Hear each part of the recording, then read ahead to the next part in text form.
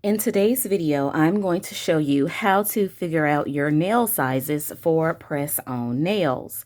So the first thing you would do is get some clear tape, a ruler. You will need a pen and paper. Now, the type of pens you can use, you need something that has a fine tip on it. If you use a Sharpie, do not use the regular fine tip end because that is too broad. Use an extra fine Sharpie if you're going to go the Sharpie route.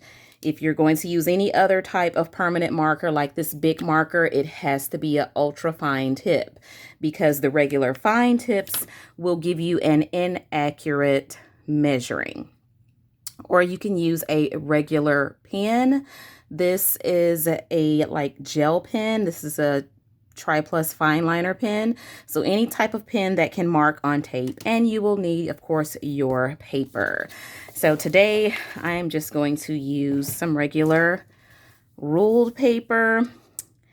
Let's go ahead and write L, or you can write left hand, and then you will want to do your right hand. Then you will do from the pinky all the way to the thumb. So you'll do pinky, ring finger, middle finger, index finger, and thumb. And you'll do the same over here, but on this side, you would probably start with a thumb, then your index finger, then your middle finger, then your ring finger, then your pinky finger. That way it'll be equivalent to how your nails are normally on your hand. And we're going to do our sizes. It's super easy.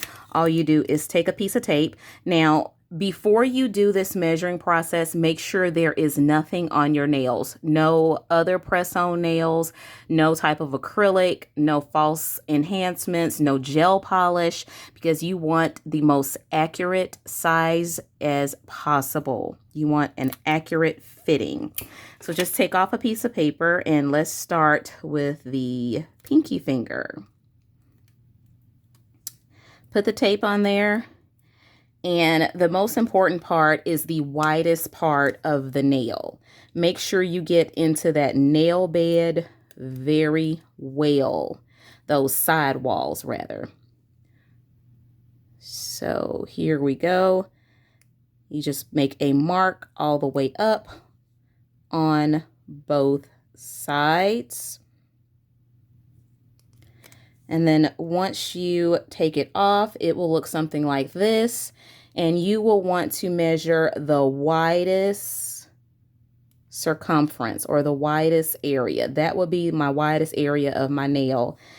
You would want to measure that with your ruler, and you will want to count in millimeters, not centimeters or inches. Use the smallest little lettering or sizing indicator, which is the millimeter. So I'm going to do from 0 to wherever my sizing stops. So my pinky finger is actually 1, 2, 3, 4, 5, 6, 7, 8, 9, 10, 11 millimeters. Let's see if that coincides with what I have. No, that does not coincide with what I have. Let me try that again. 1, 2, 3, 4, 5, 6, 7, 8, 9, 10. Okay, well, it says it's 10, so I'm going to say 10. It doesn't coincide with what I have, but I guess this is going to be a ballpark figure.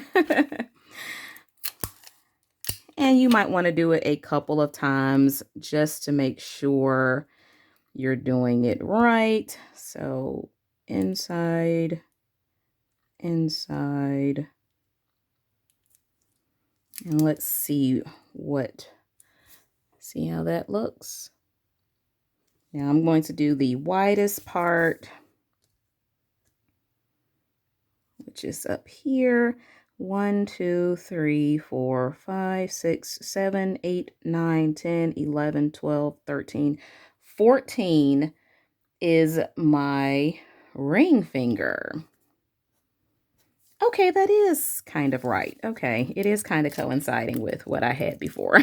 Okay, so let's do one more. And let's do this middle finger.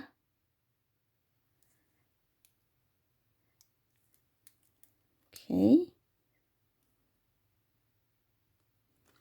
And let's measure the widest part. 1, 2, 3, 4, 5, 6, 7, 8, 9, 10, 11, 12, 13, 14, and it says 15.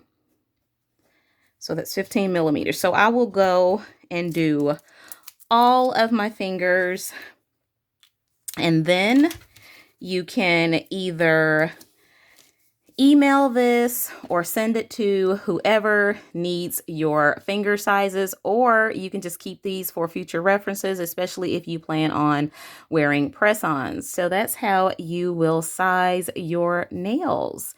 So that's it. Super easy, super quick. That's all I have for you today. All right. Thank you for watching. See you later.